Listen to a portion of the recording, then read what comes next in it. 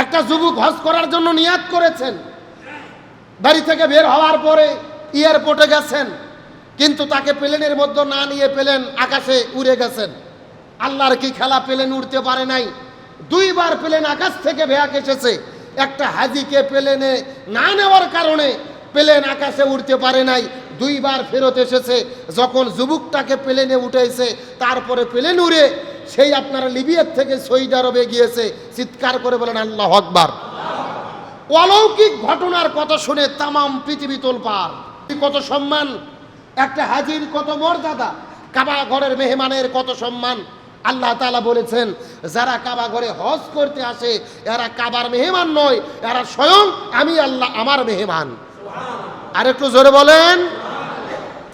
একটা যুবক হজ করার জন্য নিয়াত করেছেন, বাড়ি থেকে বের হওয়ার পরে এয়ারপোর্টে গেছেন, কিন্তু তাকে প্লেনের মধ্যে না নিয়ে প্লেন আকাশে উড়ে গেছেন। আল্লাহর কি খেলা, প্লেন উড়তে পারে নাই।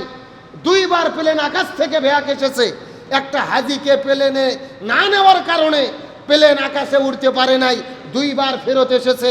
যখন যুবকটাকে প্লেনে উঠেছে, তারপরে প্লেন উড়ে সেই আপনারা লিবিয়ার থেকে সৌদি আরবে গিয়েছে। চিৎকার করে বলেন আল্লাহু আকবার। অলৌকিক ঘটনার কথা শুনে তামাম পৃথিবী তোলপাড়। যেমন ঘটনা কিভাবে ঘটা সম্ভব? স্বয়ং কাবা শরীফ থেকে যেই পেজের মধ্যে সব সময় আপডেট দেওয়া হয়, হারামাইন শরীফ নামে একটা পেজ রয়েছেন, কাবা ঘর কেন্দ্রিক যত তথ্য আছে ওখানে প্রচার করা হয়।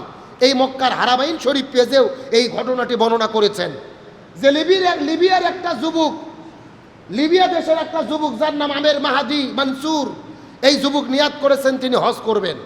এয়ারপোর্টে গেছেন, কিন্তু এয়ারপোর্টে যাওয়ার পরে তার পাসপোর্ট চেক করে প্রশাসন তাকে ঢুকতে দেয় নাই। তোমার পাসপোর্টে প্রবলেম রয়েছে, তুমি হজ করতে পারবা না, এয়ারপোর্ট থেকে বের করে দিয়েছেন। এই আমির মানসুর তার এই যখন তাকে ওখান থেকে বের করে দিলেন, তিনি এয়ারপোর্ট ছেড়ে যায় নাই।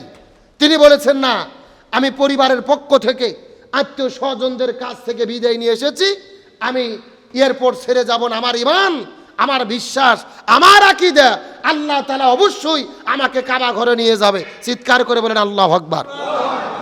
ঈমানের কত শক্তি, ঈমানের কত জোর। সে পরিষ্কার করে বলেছে, আমি পরিবার থেকে বিদায় নিয়েছি, এখানেই থাকবো। আল্লাহর প্রতি ঈমান এবং আস্থা এবং আমার বিশ্বাস আছে, আমার আল্লাহ আমাকে নিয়ে যাবে, আমি হজ করবই। ছেলেটা আমের নামক যুবকটা ওখানে বসে আছেন। প্লেনটা আকাশে ওঠার পরে কয়েক মিনিট পরেই হঠাৎ করে প্লেন জরুরি অবতরণ করলেন, আবার ফিরে চলে আসলেন। আসার পরে বলতেছেন প্লেনের সমস্যা, যান্ত্রিক ত্রুটি থাকার কারণে জরুরি অবতরণ করেছেন। সুন্দর করে সেটাকে ঠিক করার পরে আবার প্লেন আকাশে উঠলো, আমের নামক যুবকটাকে নেয় নাই। কিছুক্ষণ পরে আবারও প্লেনের সমস্যা, যান্ত্রিক ত্রুটির কারণে আবারও প্লেন আসলেন। দ্বিতীয়বার আসার পরে প্লেনের পাইলট বলতেছে যে ওই আমের নামক যেই যুবককে রেখে আমরা যাত্রা করেছিলাম, এই যুবককে না নিয়ে আমরা আজকে এই প্লেন আর উড়াবো না, ওই যুবককে নিয়ে হজ করতে যেতে চাই। আল্লাহু আকবার বলেন। তখন আমের নামক যুবককে প্লেনে উঠাইয়া যখন প্লেন ছেড়ে দিয়েছে, প্লেন ওরা শুরু করেছে লিবিয়া থেকে আপনার চলে গেছে সৌদি আরবে। এখন যুবকটা হজ করতেছে। তামাম পৃথিবী তোলপাড়। এরকম ঘটনা ঘটে নাই। একবার সমস্যা হতে পারে, একবার সমস্যা হয়েছে, প্রবলেম হয়েছে, সমাধান করে উড্ডয়ন করেছে। একে প্লেন ফিরে এসেছে কয়বার? দুইবার। ফেরার পরে যখন ওরে না, তৃতীয়বার যুবককে নেওয়ার পরে প্লেন উড়ে চলে গেছেন। ওই যুবকের এত ইমানের শক্তি ছিল, ইমানের জজবা ছিল, আল্লাহর প্রতি অবিচল আস্থা এবং বিশ্বাস ছিল। আমের ঘোষণা করেছিল, আমার আল্লাহ আমাকে হজ করাবে। আমি বাড়ি থেকে চলে এসেছি, আত্মীয় স্বজনদের থেকে বিদায় নিয়ে আমি বাড়িতে ফেরত যাব না। আল্লাহ তাআলা তার ইমানের দাম দিয়েছেন, ইমানের শক্তি দিয়েছেন, আজকে তিনি হজ আদায় করতেছে। জোরে বলেন না আল্লাহু আকবার। তবে অনেকেই বলতেছে এটা আমের নামক যুবকের অলৌকিক ক্ষমতা। আমরা বলবো না, এটা যুবকের ক্ষমতা নয়, আমেরের ক্ষমতা নয়। ক্ষমতা কার? আল্লাহ। জোরে বলেন ক্ষমতা কার? আল্লাহ তাআলা বলেন, তাবারাকাল্লাযী বিয়াদিহিল মুলক ওয়া হুয়া আলা কুল্লি শাইইন কদির। সর্বময় ক্ষমতার মালিক হলেন আল্লাহ। আল্লাহ তাআলা যা চায় তা করতে পারেন।